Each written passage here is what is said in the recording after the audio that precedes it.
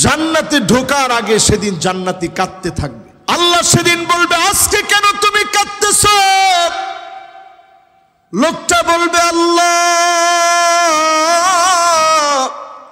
কোথায় আমার ছেলে, কোথায় আমার মেয়ে?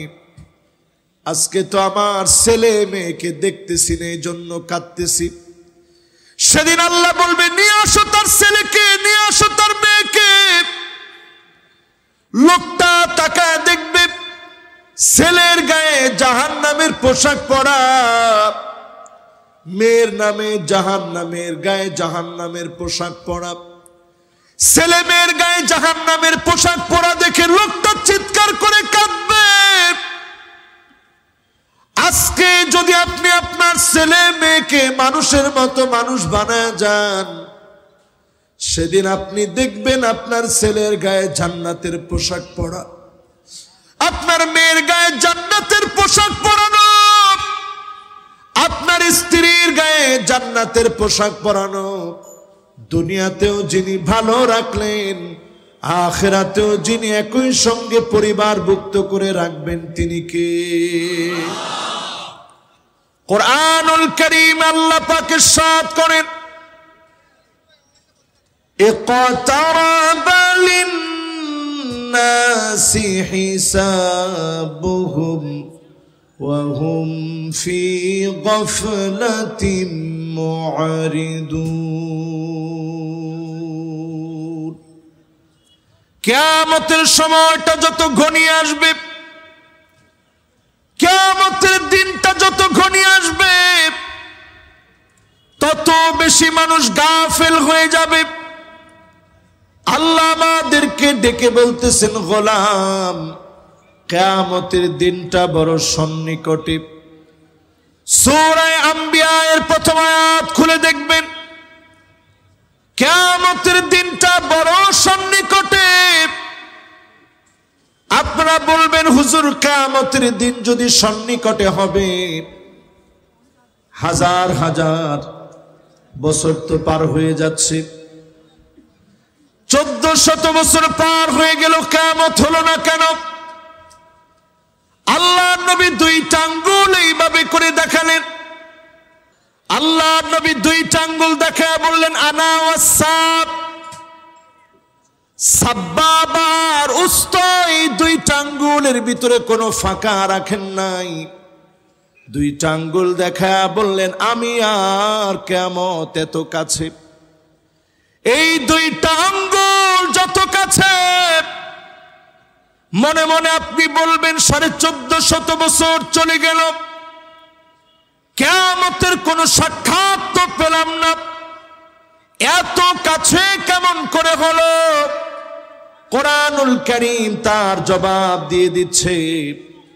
কুরআনুল কারীম বলে দিচ্ছে, কাআলফি সানাতিম মিম্মা তাউদ্দুন।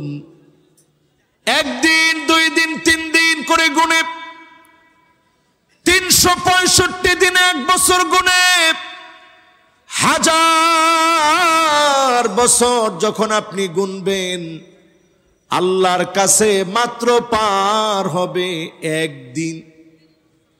কয়দিন? 1450 বছর। আল্লাহর সিদ্ধান্ত যদি থাকে পৃথিবী টিকবে মাত্র 1.5 দিন। কয়দিন?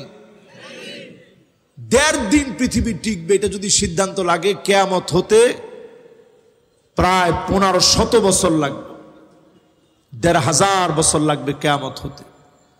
আল্লাহর সিদ্ধান্ত যদি থাকে পৃথিবী টিকবে মাত্র 2 দিন, তাইলে কিয়ামত হইতে লাগবে 2000 বছর। আল্লাহর সিদ্ধান্ত যদি থাকে পৃথিবী টিকবে 3 দিন, তাহলে কিয়ামত হতে সময় লাগবে 3000 বছর। আল্লাহর সিদ্ধান্ত যদি থাকে কিয়ামত হতে সময় লাগবে 4 দিন, পৃথিবী টিকবে 4000 বছর। কিন্তু মুমিনদের জন্য কিয়ামতের যেই সিচুয়েশন গুলো আসার পর কিয়ামত হবে, ওই সিচুয়েশন গুলো সব মুমিনদের জন্য চলে আসে। একটা একটা করে যদি মিলায় দেখেন আপনি একটার মধ্যে কোনো পার্থক্য দেখবেন না, পুরা চলে আসছে। আজকের এই মাহফিল থেকে যদি একটু হিসাব করে নেন, কিয়ামতের ছোট ছোট আলামত আল্লাহর নবী যা যা বলে গিয়েছেন, আজকের দুনিয়ার দিকে তাকায় দেখবেন বাস্তব হয়ে গেছে। আবু হুরায়রা রাদিয়াল্লাহু তাআলা আনহু থেকে বর্ণিত হাদিস, লা তাকুমুস সাআতু, ততক্ষণ পর্যন্ত কিয়ামত হবে না, হাত্তা তাউদ আরদুল আরব মুরুজান ওয়া আনহারা, গোটা আরবটা সবুজ হয়ে যাবে, সবুজ শ্যামল হয়ে যাবে, বৃষ্টি পড়বে আরবের ভিতরে, আরব বন্যায় কবলিত হবে। এই আলামত 1450 বছর আগে আল্লাহর হাবিব বলে গেলেন। এই 2022-এর শেষের দিকে তাকায় দেখেন, পুরা আরবটা সবুজ হয়ে যাচ্ছে। এখনকার সময়ে দেখলে দেখবেন, গুগল ম্যাপসের ভিতরেও দেখবেন, গুগল ম্যাপে সার্চ করে দেখবেন, আরবের যেই পাহাড়গুলো আগে মরুময় মাটি কালার ছিল, এখন সবুজ কালার দেখাবে। তার মানে হচ্ছে হঠাৎ করে গোটা আরবটা পরিবর্তন হয়ে গেছে। একই প্রশ্ন করেছিল দাজ্জাল তামিম দারি রাদিয়াল্লাহু তাআলা আনহুকে, লম্বা হাদিসের ভিতরে আরবের অবস্থা কি, আরব সবুজ শ্যামল হয়েছে কিনা। সেই সময়ে আরব সবুজ হয় নাই, কিন্তু আজকের সময়ে আরব সবুজ হয়ে গেছে। মরুময় আরব সবুজ হয়ে গেল, বৃষ্টি হওয়া শুরু হলো। আরবের ভিতরে মদিনাতুল মুনাওয়ারার ভিতরে বন্যা হয়েছে, দুবাইয়ের ভিতরে পর্যন্ত পানি জমে বন্যা হয়েছে। এই আলামতগুলো কিন্তু আগে ছিল না, বিগত 1 বছরে প্রকাশিত হলো। আল্লাহর নবীর এই হাদিস বলতেছে, আরবের এই দৃশ্যপট বলে দিচ্ছে কিয়ামতের সময়টা বড় সন্নিকটে, ঠিক না বেঠি? যে হাদিসটি আজকে আপনাদের সামনে পেশ করলাম, নেট দুনিয়া এটা ভাইরাল, এখন সমস্ত মিডিয়াতে এখন এটা ভাইরাল। কেন ভাইরাল হয়েছে? কারণ মিডিয়াও এখন দেখতে পাচ্ছে আল্লাহর হাবিব যে আলামতগুলো বলে গেছে, আলামতগুলা হুবহু চোখের সামনে ফলে যাচ্ছে, ঠিক কিনা বলেন? এরপরে আসুন, নবীজি বলে গেছেন 12 বছর সিরিয়া মার খাবে। একটু হিসাব মিলা দেখেন, প্রথম যেদিন সিরিয়াতে আক্রমণ শুরু করা হয়েছিল, তছনছ করে দেওয়া হয়েছিল সিরিয়ার বাড়িঘর, তছনছ করে দেওয়া হয়েছিল সিরিয়ার রাস্তাঘাট সহ ঘরবাড়ি। 2011 সনে সিরিয়ার মধ্যে যখন তাণ্ডব চালানো হয়েছিল, 2011 থেকে বর্তমানে 2023 চলতেছে। 2011 থেকে নিয়ে 2023 পর্যন্ত হিসাব করেন, পুরোপুরি 12টা বছর হয়েছে সিরিয়ার মার খাওয়ার। আল্লাহর হাবিব বলে গেলেন, সিরিয়া মার খাবে কত বছর? সবাই বলেন। তাহলে 12 বছর কি মিলছে? 2011 থেকে এখন 2000 কত হয়? সবাই একটু বলেন, কত হয়? পরিষ্কার 12টা বছর হয়ে গেছে সিরিয়ার জুলুম, নির্যাতন, নিপীড়নের। সেই দিন একটা ছোট্ট বাচ্চার ভিডিও দেখলাম, বাচ্চাটা 12টা বছরের জুলুম আর নির্যাতনের বর্ণনা দিতে গিয়ে কাঁদতেছে ফোঁপায়া ফোঁপায়া। এই ছোট ছোট বাচ্চাদের সুদীর্ঘ 12টা বছরের কান্না অনেক মুসলমানের মনে মোটেও কোনো রক্তের ক্ষরণ তৈরি করে নাই। অনেক মুসলমানের কান্নার কারণ হয় নাই। অনেক মুসলমান দোয়ার সময় পর্যন্ত তাদের জন্য দোয়া করে নাই। আল্লাহ পাক 12টা বছর ধরে ধৈর্য ধরেছেন। নবীজি বলেছেন 12টা বছর ফোরাতে, 12টা বছর সিরিয়ায় মার খাবে। 12টা বছর সিরিয়ায় মার খাওয়ার পরে পৃথিবীর দৃশ্যপট আর প্রেক্ষাপট গুলা চেঞ্জ হয়ে যাবে। ফোরাতের ভিতর থেকে স্বর্ণের খনি বের হবে। আজকে আপনি ইউটিউবে সার্চ করে দেখবেন, ফোরাত ক্রমশ শুকায় যাচ্ছে। কিছুদিন আগে নিউজ করা হয়েছে ফোরাতের ভিতর থেকে সুড়ঙ্গ পাওয়া গিয়েছে। নুরি নুরি স্বর্ণগুলা ফোরাত থেকে পাওয়া যাচ্ছে। এই আলামত গুলা বলে দিচ্ছে সারা দুনিয়া সংঘাতের দিকে যাচ্ছে।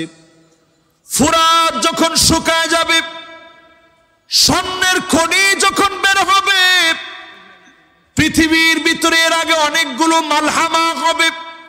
মালাহেম মানে মহাযুদ্ধ লাগবে। সারা দুনিয়া যুদ্ধের দিকে ধাবিত হচ্ছে।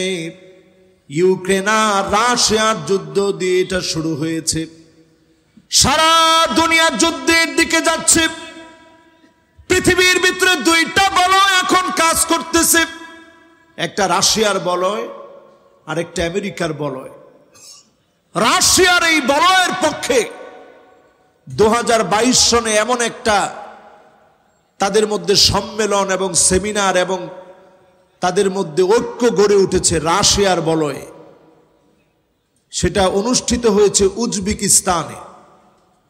ঠিক যেই সময় উজবেকিস্তানে এটা অনুষ্ঠিত হয়েছে, আমি তখন উজবেকিস্তানে আমার এক নিজের কোনো কাজে সেখানে গিয়েছিলাম। যখন উজবেকিস্তান আমি গিয়েছি, 2022 সনে এমন একটা চুক্তি সংগঠিত হয়েছে রাশিয়ার সঙ্গে বিভিন্ন দেশের, যেটা রাসূল হাদিসের মধ্যে ইঙ্গিত দিয়ে গেছেন কিয়ামতের আগে। কান খাড়া করে শোনেন। সুম্মা হুদনাতুন তাকুনু বাইনাকুম ওয়া বাইনা বানিল আসফার ফায়াকদিরুন।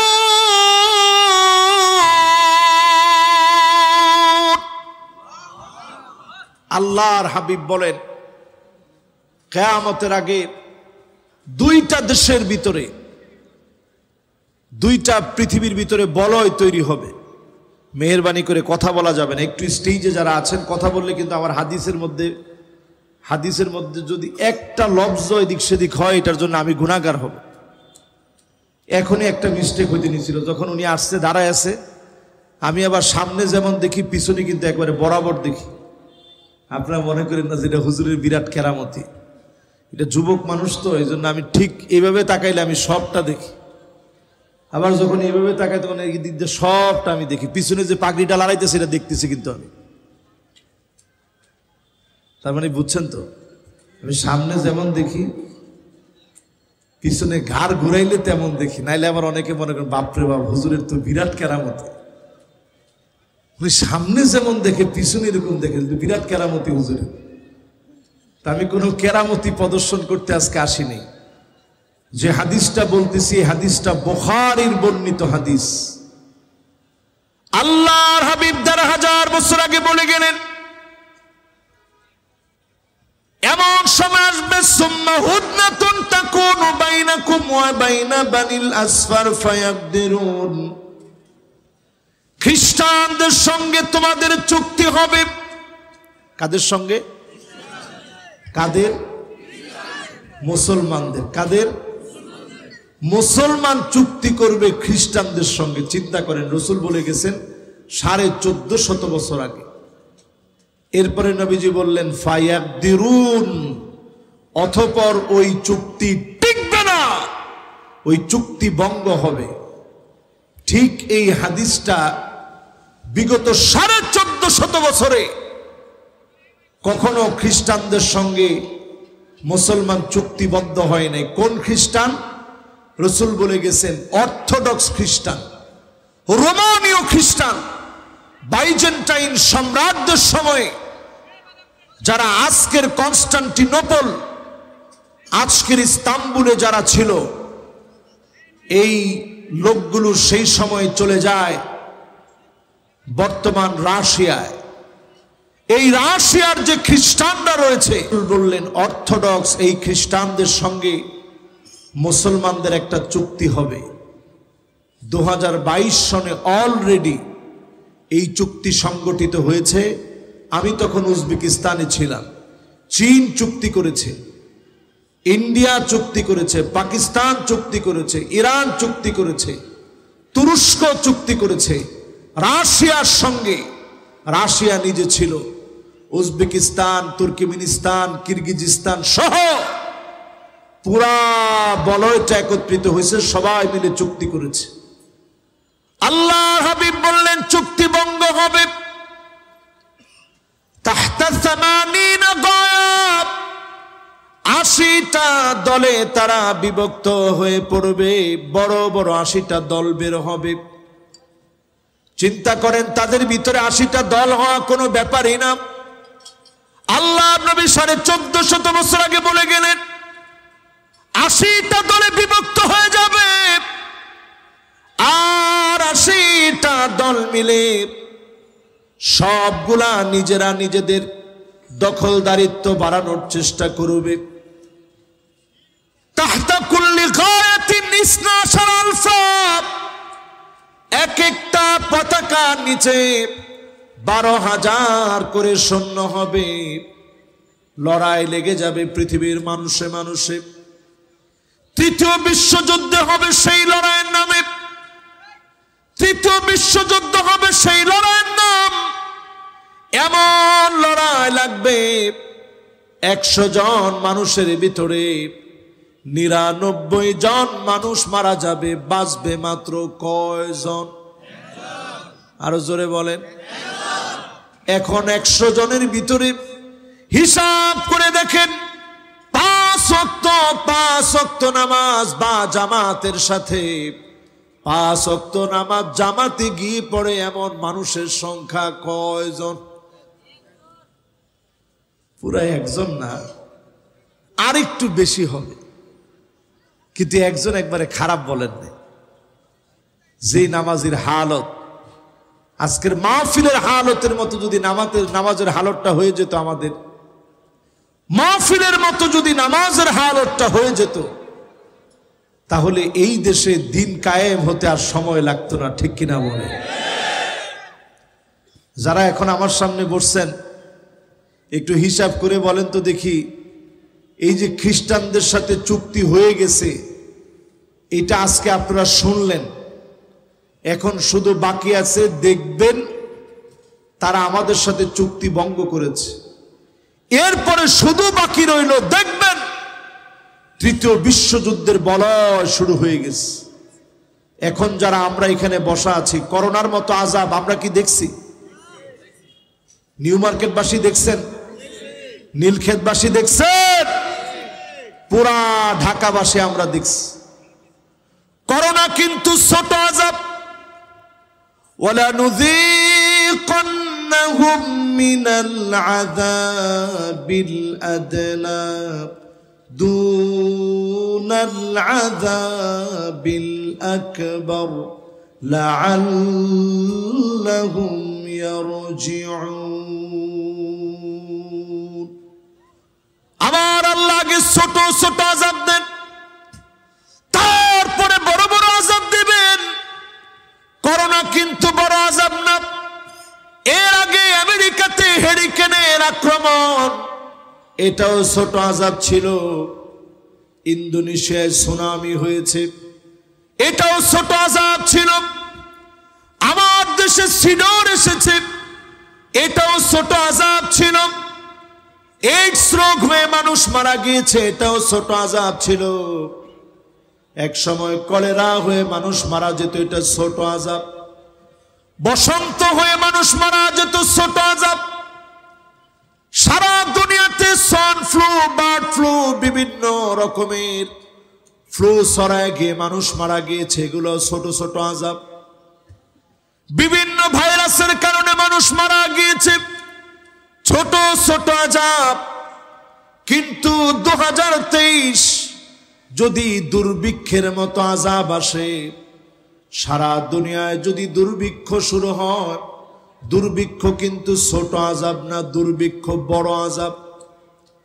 কোরআনুল কারীম আল্লাহ বলেন, ওয়ালা নুযীকান্নাহুম মিনাল আযাবিল আদনা দুনাল আযাবিল আকবার লাআল্লাহুম ইয়ারজিউন।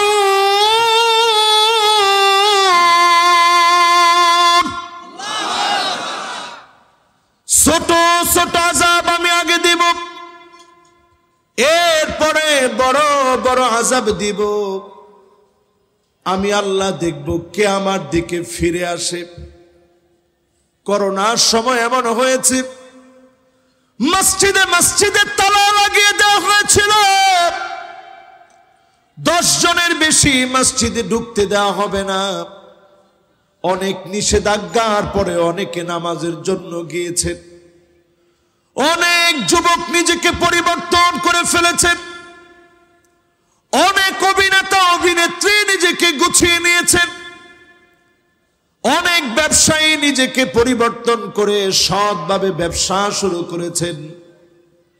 কিন্তু এমন মানুষ আমরা, করোনার মতো মহামারীর দাপট আল্লাহ দয়া করে যখন কমায় দিয়েছেন, সঙ্গে সঙ্গে আমরা যেই ছিলাম সেই রূপে আবার আবির্ভূত হলাম। ঠিক কিনা বলে? এই মাহফিলে যারা বসছেন, একটু নিজেদেরকে বলেন, ছোট আযাব ছিল করোনা, এটা কোন থেকে শুরু হয়েছে?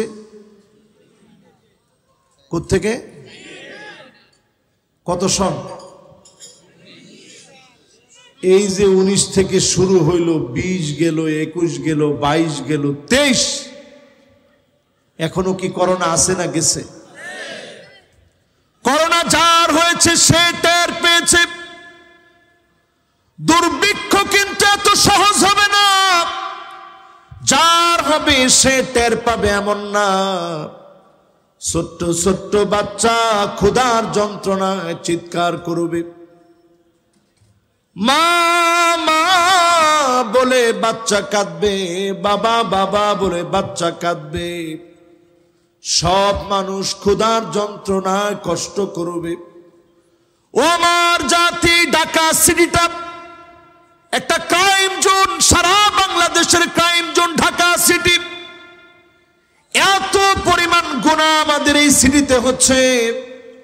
এই গুনাহগুলার কারণে যদি আল্লাহ ধরেন, আযাব আসার জন্য বাধ্য এমন সব কাজ আমরা প্রতিনিয়ত করতেছি। ঠিক কিনা বলে?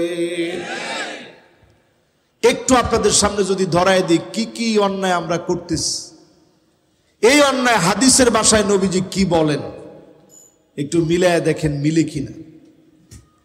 ইযা তুখিজাল ফায়দুনা, রাষ্ট্রীয় সম্পদ, জনগণের সম্পদ অবলীলায় বক্ষণ করা হবে। সারা দুনিয়ায় বক্ষণ করলেও আমার বাংলাদেশে বক্ষণ করে না। কি বলেন? এটা হাদিসের কথা বললে আপনাদের কোনো কষ্ট লাগবে না তো? আর লাগলেও আমি বলবো, আবার ঠিক কয়েকজনে সবাই বলেন, লাগলেও এই মাহফিলে বলতে হবে। কেমন ডাইক্কা আনতেছেন আপনারা? 1 নাম্বার মাত্র বললাম, এই 1 নাম্বার একটু মিলায় দেখেন। কালকে বের হয়েছে লন্ডনে কয়জনের বাড়ি আছে। দেশের মানুষ কত কষ্ট করে, আহারে, কিন্তু পুরা দুনিয়া আমাদের দেশের টাকা দিয়ে ভরা। ঠিক কিনা বলে? এই টাকা জনগণের, এই টাকা মানুষের। একটা টাকা যদি অন্যায় ভাবে আপনি তসরুফ করেন, ওয়ানুসিবা লাহু লিওয়ান ইয়াউমাল কিয়ামাহ, আল্লাহ পাক কিয়ামতের দিন পিঠের উপরে চাপা দিয়ে বলবে, নে এবার কতদূর খেতে পারিস, যা তুই এবার। ঠিক কিনা বলেন? সম্ভব? 70 তবক জমিন থেকে নিচ থেকে আল্লাহ পাক উঠায় কাঁদে দিবে, দে দেখি তার পিঠে। সেদিন কোন জালেমকে এক চুল কোন ছাড় দেওয়া হবে না। ঠিক কিনা বলেন? এরপরে দেখবেন ওয়াল আমানাতু মাগনামা, আমানতদার খুঁজে পাওয়া যাবে না। এখনকার জমানায় আমানতদার খুঁজে পাওয়া যায়? দূরবীন লাগায় যদি আপনি খুঁজেন তাও পাবেন না আমানতদার। এমনকি হাজী সাহেব হজ করতে যাবে, হজের আগ মুহূর্তে মেয়েদেরকে দাওয়াত দেয়, মারে একটু তোরা বাড়িতে আসিস, হাত দেখা হয় কিনা জানি না। এবার হাজী সাহেব মেয়েদের পিঠে হাতায় দিয়ে দোয়া করে দিয়ে বলে, মা সারা জীবন তোদেরকে দিছি দোয়া, আর এখন একেবারে হজে চলে যাচ্ছে, জীবনে আর দেখা হয় কিনা জানি না, তোদেরকে দোয়া দিয়ে দিলাম, জীবনে দেখা না হলে মাফ করে দিস, আর তোর ভাইদেরকে সব ক্ষেত খোলা দিয়ে দিলাম, মাঝে মাঝে তোর ভাইদের এখানে এসে খাওয়া দাওয়া করবি, সব করবি, বাফেরে মাফ করে দিবি। হাজী সাহেবের মাফ আসেনি? আসতে কয় মাফ আছে? কি হজটা আপনি করতে গেছেন কর? এই যে হজ করতে যাওয়ার আগে এত বড় খেয়ানত করলেন, মেয়ের পিঠে হাতায় দিয়ে কইলেন মা মাফ করে দিস, আল্লাহ মাফ করে দিছে? যে লোকটা এই কাজ করবে, কথা আল্লাহু ওয়া রাসূলুহু ফিল জান্নাত, আপনার জান্নাতের ওয়ারাসাত আল্লাহ কেটে দিবেন। আপনি দুনিয়াতে আপনার মেয়ের হক মেরে দিয়েছেন, জান্নাতে আপনার হক যিনি কেটে দিবেন তিনি কে? হজ করছিলেন, সওয়াব পাওয়ার কথা ছিল, কিন্তু কাটা, কারণ আপনি আমানতের খেয়ানত করছেন। এরকম আছে না নাই? চাচা এতিম পেয়ে ভাতিজারে বলতেছে, আরে তুই আর সম্পদ রাখবি কই, আমার কাছে রাখ। প্রাপ্তবয়স্ক হয়ে যখন ভাতিজা গিয়ে বলছে, চাচা একটু দেন না, বিয়ে শাদী করবো, আর কয়দিন আপনার কাছে রাখবো। কি চাস? কই যে আমার সম্পদটা। নাউজুবিল্লাহ নাউজুবিল্লাহ, তোর বাপও এমন ছিল এই জন্য আমার আগে মরছে, তোর আবার সম্পদ আমার কাছে কেমনে? এই যে আমানতের খেয়ানত করলেন, আল্লাহর আদালতে আপনাকে জবাবদিহিতার সম্মুখীন হতে হবে, ঠিক কিনা বলে? এগুলো আমাদের সমাজের ভিতরে কম না বেশি? আর ঢাকাতে তো বলাই লাগে না, এগুলোর উপরে ঢাকায় একেবারে কোচিং সেন্টার আছে। কেমনে কার পকেট মারবে, কেমনে কারে মরিচের গুঁড়া দিয়ে, কত রকম কত কিছু। এখন আবার মরিচের গুঁড়া লাগে না, এখন বলে এটা বলে ইবলিসের ফু। কিসের ফু? এটা বলি ইবলিসের ফু। আমি চিন্তা করলাম, আল্লাহ জীবনে ইবলিসের কত ধোকায় ফেলছো, অন্তত ইবলিসের ফুয়ের মধ্যে ফালায়ও না। এটা এত মারাত্মক ইবলিসের ফু, এই ফুটা দিলে পরে মানে এটা আপনাকে এমন বানায় ফেলবে যে আপনার সামনে থেকে আপনার পকেট থেকে টাকা নিয়ে যাবে, আপনি টেরও পাবেন না। হেলুসিনেশন করে আপনাকে সব নিয়ে যাবে, কিচ্ছু আপনি টের পাবেন না। এই যে দেখেন আজকে আমাদের সমাজের ভিতরে এত রকম খেয়ানত চলছে, আযাব কিন্তু আমাদের জন্য অপেক্ষায় আছে, ঠিক কিনা বলে? এরপরে দেখবেন যাকাতু মাগরামা, যাকাত দেওয়াকে মানুষ অভিশাপ মনে করবে। এখন করেনি? কি বলেন করে? আমাদের এই শুধু ঢাকা সিটিতে যেই পরিমাণ মানুষ আমরা বসবাস করি, যদি একটু প্রপার যাকাত দিতাম, টাকা আসতেছে কি খুশি, লিখে লিখে রাখি যে ইসলামী ব্যাংকে এত টাকা, অমুক ব্যাংকের অ্যাকাউন্টে এত টাকা, ফিক্সড ডিপোজিটে এত টাকা, মানুষের কাছে পাবো এত টাকা, অমুক কোম্পানিতে লাগায় রাখছি এত টাকা, সব লিখে লিখে রাখি। মাগার যাকাত দেওয়ার সময় লিখে লিখে আমরা যাকাত দিই না। এটাই আমাদেরকে ধ্বংস করার জন্য, আযাব আসার জন্য যে আলামতগুলা নবীজি বলছেন, এটা অন্যতম একটা আলামত। আমার দেশে শুধু যাকাতের টাকা আনতে গিয়ে ঢাকা সিটিতে পদপিষ্ট হয়ে মানুষ পর্যন্ত মারা যায়, ঠিক কিনা বলে? আজকের মেয়র সাহেব যেহেতু মাহফিলের সম্মানিত প্রধান অতিথি, ওনার কাছে আমাদের জোর আবদার, এই মাহফিল থেকে আমরা বলতে চাই, এই সিটিটার ধারণ ক্ষমতা যদি আপনি টিকায় রাখতে চান, শুধুমাত্র উন্নয়নের মধ্য দিয়ে সিটি টিকে থাকবে না। এই সিটির মানুষগুলার উপরে যারা জুলম করতেছে, যাকাতের হক মেরে খাচ্ছে, যাকাত না দিয়া নামকা ওয়াস্তে কিছু টাকা যাকাতের শাড়ির নামে, লুঙ্গির নামে দিয়ে পদপিষ্ট করে মানুষকে মারে, তাদের বিরুদ্ধে আইনানুগ ব্যবস্থা নেওয়া দরকার, ঠিক কিনা বলে? এটা গেল 3 নাম্বার। 4 নাম্বারে সমাজের ভিতরে দেখবেন ওয়াতুল্লিমাল ইলমু লিগাইরিদ দ্বীন, মানুষ দিন শিখবে, ইসলাম শিখবে, আলেম হবে শুধুমাত্র মানুষ আলেম বলবে বলে, মানুষ বড় আলেম বলবে, মানুষ বড় বক্তা বলবে, মানুষ বড় মুফাসসির বলবে বলে মানুষ আলেম হবে, লোক দেখানো আলেম হবে। পিছনে ব্যানার লাগায় গ্রিন স্ক্রিন, এই দোষটা পুরাটা আমাদের জন্য আমরা বলতেছি। পিছনে গ্রিন স্ক্রিন লাগায়া সামনে একজন শ্রোতাও নাই, এইরকম জায়গার ভিতরে বক্তা নিজে মাইক এনে এরপরে ক্যামেরার মধ্যে ভিডিও বানায়, ফেক ভিডিও। কি ভিডিও? মানে পুরাটা ফেক, মানে ভুয়া। কি এই ভুয়া ভিডিও বানায় বক্তা নিজে ভাইরাল হওয়ার দান্দা করে। একটু ভাইরাল হয়ে গেলেই নিচে লিখে দেয় সহকারীর সাথে যোগাযোগের নাম্বার। ওটা তুই এমন কি হয়ে গেছিস তোর সহকারীর সাথে যোগাযোগ করতে হবে। আর আপনারাও পাইছেন, দাওয়াত দিতেই হবে। শ্রোতাদের একটা টার্গেট, বক্তা হইতে হবে খুব সুরেলা। কিরেলা? কিরেলা? সুরেলা, সুরেলা। আর কমিটির চিন্তা হচ্ছে বক্তা হইতে হবে ভাইরাল। কিরাল? এই সুরেলা আর ভাইরাল, এই দুই মিলে মাহফিলের ভিতরে সুর আছে, মাগার নূর বলতে মাহফিলের ভিতরে এখন আর কিচ্ছু নাই। ঠিক কিনা বলে? তেমন লাভ নাই মাহফিলে। আমি বড় দুঃখ থেকে কথাটা বলছি, বড় অনুতাপ থেকে কথাটা বলছি। এই যে মাহফিল আমরা করি, আল্লাহর কাছে এই লোকগুলা কত প্রিয় জানেন যারা শুনতে আসছে।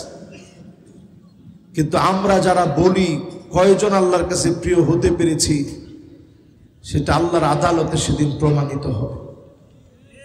এজন্য আমাদের জন্য খাস ভাবে দোয়া করবেন। শুধু বললে আল্লাহর কাছে নাজাত পাওয়া যাবে না। কোরআনুল কারীম আল্লাহ তাআলা স্পষ্ট জানায় দিলেন, কাবুরা মাকতান ইনদাল্লাহ, আল্লাহর কাছে এটা বড় ঘৃণিত। ব্যক্তি শুধু বলবে কিন্তু সেই অনুপাতে তার আমল থাকবে না। এখনকার সময়ে যখন মাহফিল করি, পদে পদে আমার কাছে মনে হয় আয়াতটা যেন আমার জন্য নাজিল হওয়া। আজ আমরা বলি অনেক, করি কম, শুনি অনেক, আমল করি কম। আমরা মাহফিলের আয়োজন করি সুন্দর, কিন্তু আমরা নামাজের মধ্যে পরিবর্তন আনি না। আল্লাহ যেন এই মাহফিল থেকে এক নাম্বার আলেমদেরকে পরিশুদ্ধ করে জাতির রাহবার হিসাবে গঠন করে জাতিকে যেন পরিশুদ্ধ বানায় দেয়। পরে না আমিন। ভাইরাল খুঁজবেন না। যার কাছ থেকে বয়ান শুনছেন তার চুলের গোড়া থেকে শুরু করে পায়ের তালু পর্যন্ত লক্ষ্য করবেন, ফানজুরু আম্মান তাখুযুনা দীনাকুম, সুন্নতের আমল আছে কিনা। যদি না থাকে, ওই বক্তা যত ভাইরাল হোক, ওই বক্তার ওয়াজ শোনা যাবে? বলেন যাবে? কয় নম্বরে আছি আমরা? মাশাআল্লাহ। আমি মনে করছিলাম ঢাকা শহরের মানুষ তো, এখন কিন্তু সুন্দর সবাই মনোযোগ নিয়ে শুনতেছেন। কয় নম্বরে আছি? আলহামদুলিল্লাহ বলছে খালি এখান থেকে একজন। এটাও কিন্তু আমি দেখতেছি, উনি হাত লড়ায় লড়ায় আরেকজনের ডাকতেছে, উনি মনে করছে হুজুর এটা দেখেন, এটাও আমি দেখতেছি। কয় নম্বরে আছি? যারা দাঁড়ায় আছেন বলেন কয় নাম্বার? এরপরে আমার ভাইরা 5 নম্বরে, আতার রাজুলু ইমরাতুহু, এমন সময় আসবে স্ত্রীর কথায় স্বামী উঠবে আর বসবে, স্ত্রী যা বলবে তাই শুনবে। স্ত্রীর কথা স্বামী উঠবে আর বসবে। সারা বাংলাদেশের দৃশ্য যেমনটাই হোক, ঢাকা শহরে অধিকাংশ স্বামী স্ত্রীর কথায় উঠে আর বসে। আরো আসতে বলেন। ঠিকটা যে বলছেন, বাসায় যাইতে পারবেন তো আজকে? আল্লাহ জানে আমগর উপরে কি না কি হয়। হুজুরের সাহস তো কম না, খিল ক্ষেতের ভিতরে আইসা ও নীলক্ষেত না, ও নীলক্ষেত, আমি তো খিলক্ষেতে আছি এখনো। নীলক্ষেত না, এখানে আমরা অনেক আসছি আলহামদুলিল্লাহ, আমাদের জীবনই তো কাটছে এইগুলা দিয়েই তো আলহামদুলিল্লাহ। এরপরে মিশর চলে গেছি পড়াশোনার এক ফাঁকে, এখন না রাস্তাঘাট ভুলে গেছি। মিশর থেকে আসার পরে তেমন আর কিছুই চিনি না, কারণ প্রতিদিন সফর করে এক একটা জায়গা পরিচিত হয় আবার অপরিচিত হয়ে যায়।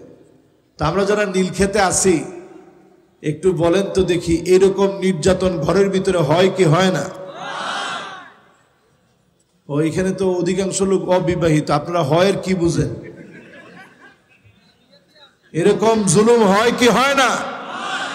দেখেন এখনো যুবক ফুলা অনেক হয়, যা দেখি না বলে বলবো কি, ঘরের ভিতরে আব্বাই কোনো শান্তি পায় না মায়ের জন্য, ঠিক? আরো আসতে কম। এরপরে আল্লাহর হাবিবের সিরিয়াল গুলো দেখুন, কয় নম্বরে আসি? একটু সিরিয়াল গুলো একটু দেখেন, রসুল এই যুগটা দেখে দেখে কথা বলতেছে, একটু সিরিয়াল গুলা দেখেন। এরপর আল্লাহর হাবিব বলেন, মায়ের সঙ্গে প্রতিনিয়ত সন্তান খারাপ ব্যবহার করবে, মাকে বড় সন্তান কষ্ট দিবে। আজকে 4 দিন পরে আমার আম্মা আমার বোনের বাসা থেকে এসেছে, খানিকটা সময় মায়ের সঙ্গে বসে গল্প করলাম, আমার হৃদয়টা ঠান্ডা লেগেছে। মায়ের সঙ্গে খারাপ ব্যবহার হবে, প্রতিনিয়ত মাকে কষ্ট দেবে, গালিগালাজ করে মাকে কথা বলবে। এমন অসংখ্য যুবক আছে মাকে চোখ মোটা করে কথা বলে, আছে না? না আছে? হায়রে যুবক, তোমার অনেক বড় ডিগ্রি থাকবে, শিক্ষা থাকবে, কিন্তু জীবনের কোনো একটা ফাঁকে গিয়ে তুমি ধরা পড়ে যাবা, কোনো একটা জায়গায় গিয়ে ধরা পড়ে যাবেন, আপনি সেদিন কাঁদবেন, হারে ওই যে মায়ের সঙ্গে খারাপ ব্যবহার করেছি, আজকে আমি ধরা পড়ে গেলাম। এই বিপদ শুধু মায়ের সঙ্গে খারাপ ব্যবহার করার কারণে। একটু তাকায় দেখেন কত রকমের খারাপ ব্যবহার মা বাপের সঙ্গে আমরা করি। মায়ের সঙ্গে ধমক দিয়ে কথা বলি, মোটা গলায় কথা বলি, এমনকি অনেক সময় সামাজিক যোগাযোগ মাধ্যমে ভাইরাল হয়, মাকে ধাক্কা মেরে সন্তান ফেলে দেয়, মায়ের মাথা ফেটে রক্ত বের হচ্ছে সন্তানের আঘাতে। এমনকি গত বছর দেখেছি গোয়ালঘর থেকে মাকে উদ্ধার করেছে, গোয়ালঘরের ভিতরে কনকনে শীতের ভিতরে মা কাঁদতেছে, সেই সময় মা কোনো অভিযোগ করে নাই, মা শুধু এই কথা বলেছে, আমি আমার ছোট্ট পেটের ভিতরে আমার সন্তানকে জায়গা করে দিয়েছি, সন্তানের এত বড় বাড়ির ভিতরে আমার জন্য একটু জায়গা হলো না। এমন মাকে যারা কষ্ট দিবেন, এই মাহফিল থেকে পরিষ্কার জেনে রাখেন, যার সামনে জবাবদিহিতার জন্য দাঁড়াতে হবে তিনি কে? কত নাম্বার? 5 কইছে একজনে। কত? দেখেন একজনে 5 কইছে, এটা কিন্তু আমার কানে আসছে, আর সবাই 6 কইছেন, ঠিক আছে। এবার কত? 7 নাম্বার, আবার 8 কয়। নাম্বার ঠিক রাখেন কিন্তু। 7 নাম্বার, 7 নাম্বারে আদনা সাদিকহু, বন্ধুদের জন্য যুবকেরা পাগল পারা হয়ে যাবে। এখনকার সময়ে ওয়াজ এতটাই সত্য, বন্ধুদের জন্য জীবন দিয়ে দেয়, বন্ধুর জন্য মারামারি করে, বন্ধুর জন্য কাটাকাটি করে, এমনকি রাত 2টা-3টা বাজে জেগে জেগে ফ্রি ফায়ার আর পাবজি খেলে। ঠিক এত আসতে, এখন তো আরো আসতে হলো। আমার দেশে শুধু ফ্রি ফায়ার খেলে এমন যুবকের সংখ্যা 1,24,00,000-এরও বেশি। আমি খালি দেখতেছি সুবহানাল্লাহ কয় কি। দেখি একজন সুবহানাল্লাহ বলে নাই, নাউজুবিল্লাহ দু একজন তো বলতে পারতেন। আমার দেশে 5 ঘন্টার উপরে মোবাইল চালায়, 6 ঘন্টা 7 ঘন্টা নেট নেট নেট মানি জাল, জাল মানি দাজ্জালের জাল, দাজ্জালের ফাঁদ। এই জালের ভিতরে পড়ে থাকে 5 ঘন্টার বেশি সময়।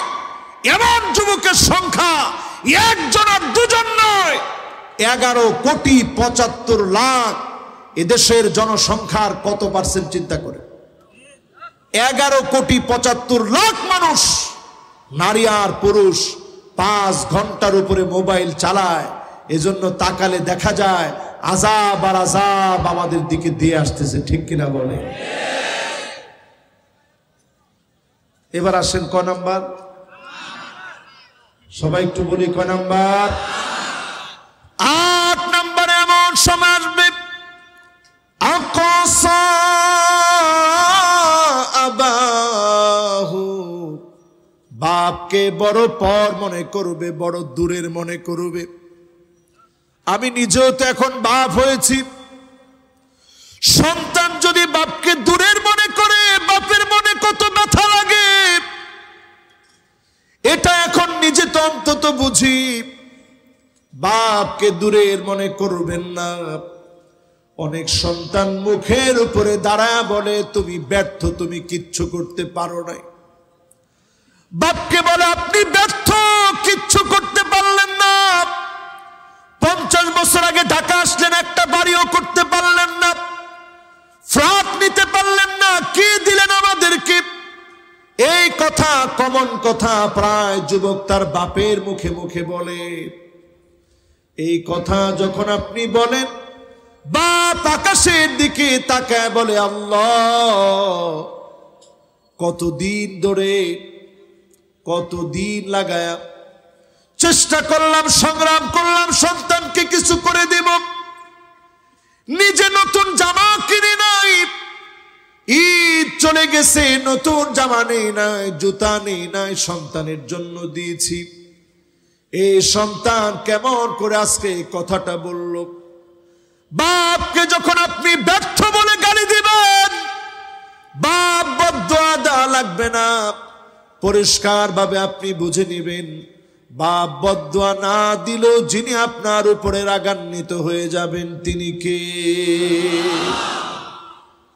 এখানে এবার একটু ওয়াজ না করলেই না। কিছু কিছু বাপ সন্তানের সাথেও দোষ করে, এটার জবাব সন্তানের কাছে দিবে না, কার কাছে দেওয়া লাগবে? এই যুবকরা এখন একটু জোরে কন, কার কাছে? ওমর রাদিয়াল্লাহু তাআলা আনহুর জামানায় এক যুবকের নামে বাপ এসে বলল সে প্রতিনিয়ত আমার সাথে বেয়াদবি করে। হযরত ওমর রাদিয়াল্লাহু তাআলা আনহু হকের ব্যাপারে কোনো ছাড় নাই। হযরত ওমর অত্যন্ত রাগান্বিত হলেন। অত্যন্ত রাগান্বিত হয়ে হযরত ওমর বললেন, যাও ওই ছেলেকে নিয়ে আসো। ছেলেটাকে নিয়ে আসা হয়েছে, ছেলেটা কাঁপতেছে হযরত ওমরের সামনে দাঁড়ায়া। হযরত ওমর বললেন, তোর সাহস তো কম না, আমার রাজ্যে তুমি তোমার বাবার সঙ্গে বেয়াদবি করেছো, কত বড় সাহস তোমার? ছেলেটা চোখের পানি ছেড়ে দিয়ে বললেন, খলিফাতুল মুসলিমিন, আমি অন্যায় করেছি, কিন্তু আমার কি কোনো হক আমার বাপের কাছে ছিল? আমি কি কোনো হক আমার বাপের কাছে পাওনা ছিলাম? হযরত ওমর বললেন, হ্যাঁ, তুমিও তোমার বাপের কাছে কয়টা হক পাওনা ছিলাম।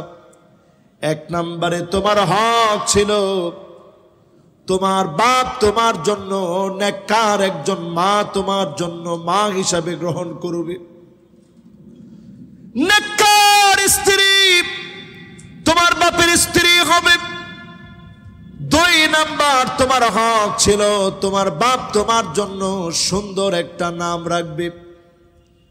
3 নম্বরে তোমার হক ছিল তোমার বাপ তোমাকে তাওহীদ শিখাবে, আল্লাহ রাব্বুল আলামিনের কোরআন তোমাকে শিখাবে, তাওহীদের জ্ঞান তোমাকে শিখাবে, কোরআন সুন্নাহ তোমাকে শিখাবে। এবার ছেলেটা বলল, খলিফাতুল মুসলিমিন, আমার মা কোনো নেককার দিনদার তো নাই, আমার মা চরিত্রবানী না। 2 নম্বরে আমার সুন্দর কোন নাম রাখা হয় নাই, সুন্দর কোন নাম আমার রাখে নাই। 3 নম্বরে একজন মুসলিমের বালাই কোথায় না থাকার কারণে শেষমেশ কিছুই টিকে নাই। মেয়ে তার বাপের ব্যাপারে এই কথাও বলছে যে আমার বাপের আমি জীবনে কোনোদিন নামাজ পড়তে দেখিনি, জীবনে কোনোদিন আমি তাকে কোরআন পড়তে দেখি নাই, আমার বাপ মুসলিম আর কি। তো সন্তান যদি আপনার কাছ থেকে এমন শিখে, এই সন্তান কেমনে মানুষ হবে বলেন? সূরা তুরের একটা আয়াত আজকের এই মাহফিলে বলতে চাই। ওয়াল্লাযীনা আমানু ওয়াত্তাবা'তুহুম যুররিয়্যাতুহুম বিঈমান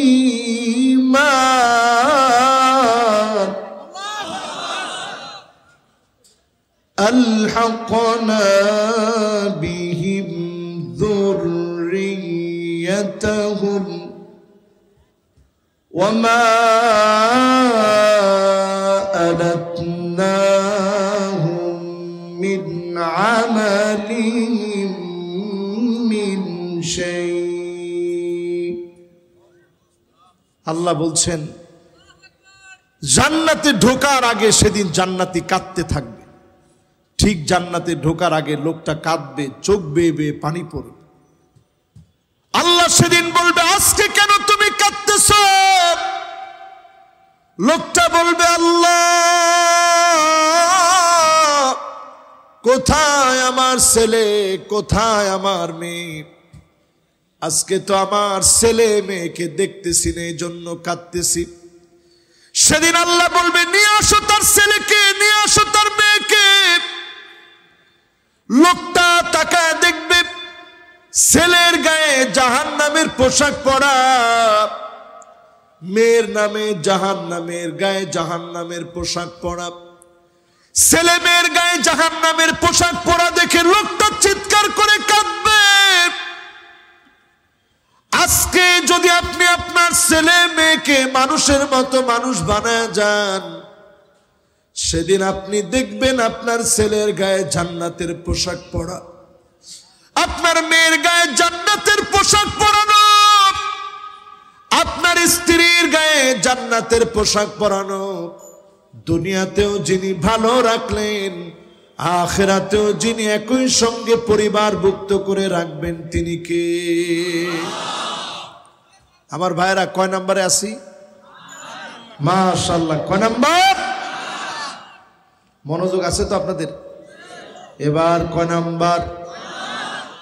9 নম্বরে যাহারাতিল আসওয়াতু ফিল মাসাজিদ। মসজিদে মসজিদে অন্তদ্বন্দ্ব শুরু হয়ে যাবে, মসজিদে মসজিদে বিতর্গত দ্বন্দ্ব শুরু হবে, ক্ষমতার দ্বন্দ্ব শুরু হবে। মসজিদে মসজিদে খতিবের সামনে খুতবা চলাকালীন আওয়াজ করে উঠবে বেনামাজি, টাকাওয়ালা, নামদারি, ক্ষমতা লোভী লোকেরা, ঠিক কিনা বলে? আসেনি এগুলা? রাসূল হাদিসে বলে গেছে, আছে এখন? হুজুর থাম, এগুলা হয়নি। আপনারা কি করেন? হুজুর আমরা দেখি আর কি, আর কি করবো? এই যে দেখেন আলামতগুলা রাসূল বলছে, আহা, এই সব আলামতগুলা এখন পাই টু পাই আমাদের চোখের সামনে মিলে যাচ্ছে, ঠিক কিনা বলেন? এমন একটা সময় আসবে, সাদুল কবিলা ফাসিকুহুম, ফাসিকদের নেতৃত্ব চলবে দুনিয়ার মধ্যে। এখন চলে কিনা বলেন? যারা নামাজ পড়ে না, প্রকাশ্যে গুনাহ করে, এরা ফাসিক। এরা কি? এখন এরকম লোকের সংখ্যা দুনিয়ার মধ্যে কম না বেশি?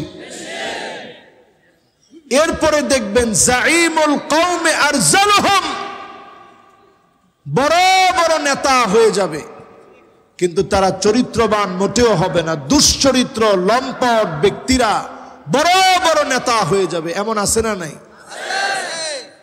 এরপরে নবীজি বলছেন উকরিমার রাজুল মাখাফাতা শাররিহি, এমন সময় জমিনের মধ্যে আসবে মানুষ খারাপ লোকদেরকে সম্মান করবে। কেন? শুধু তার ক্ষতি থেকে বেঁচে থাকার জন্য।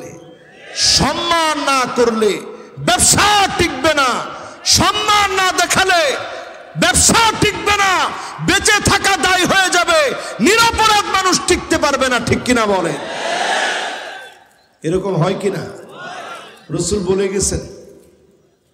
এরপরে এমন সময় আসবে দেখবেন জহারাতিল কাইনাত ওয়াল মাআজিফ, সব দিকে বাদ্যযন্ত্র, গান বাজনা, ডিজে, কিজে, এগুলো সব বেড়ে যাবে।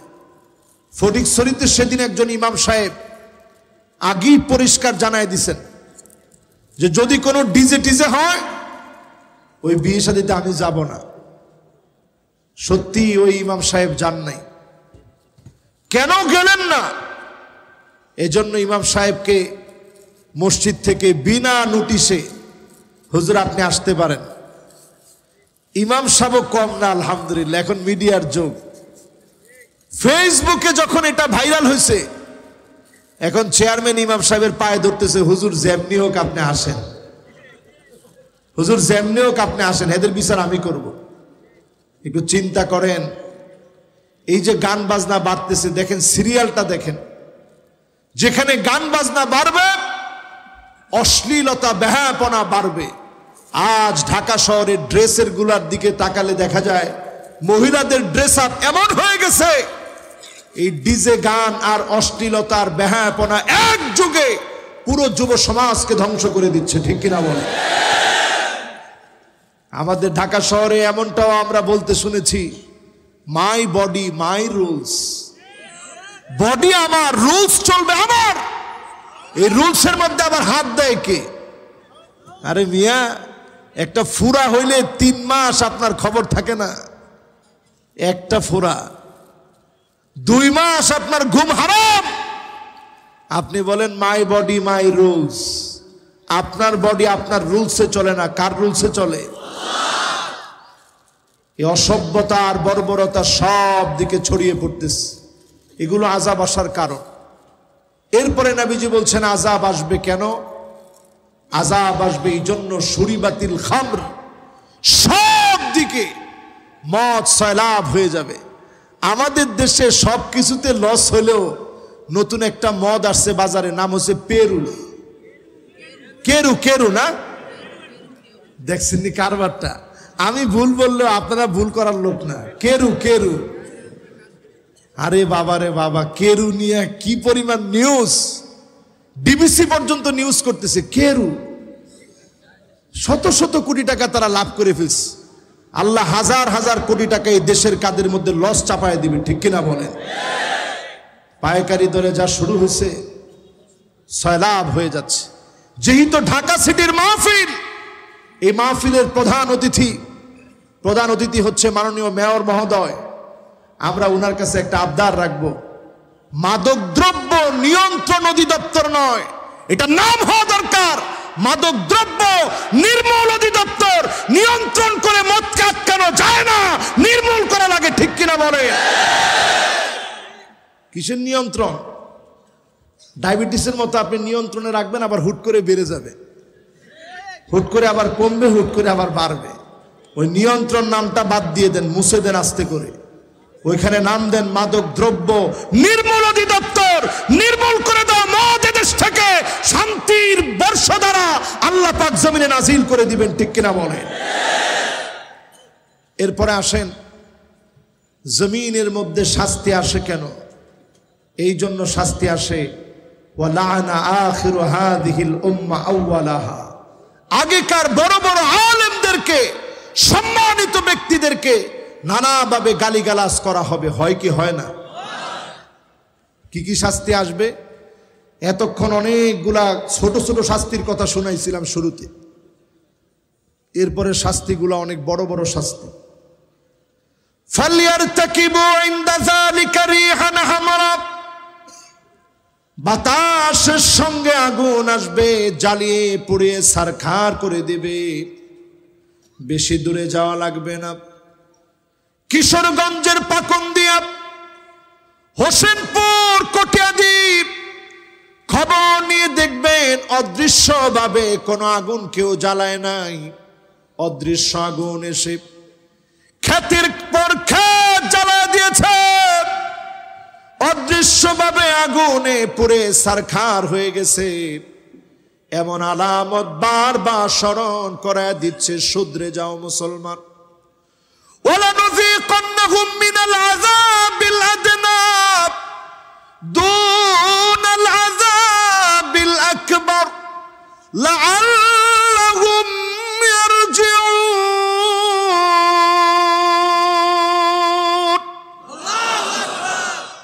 ছোট আযাব আল্লাহ দিচ্ছেন, এরপরে বড় বড় আযাব আসবে। বাতাসের সঙ্গে আগুন এসে জ্বালিয়ে পুড়িয়ে দিবে।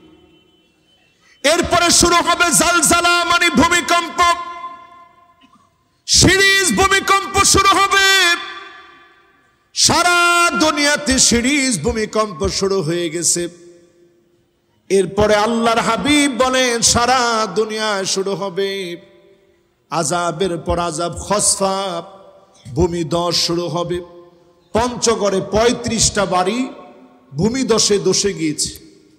সারা দুনিয়ার বিভিন্ন প্রান্তে ভূমিধস হচ্ছে। আল্লাহ দেখাচ্ছেন আযাব আসতেছে। এরপরের আযাবটা আরো মারাত্মক।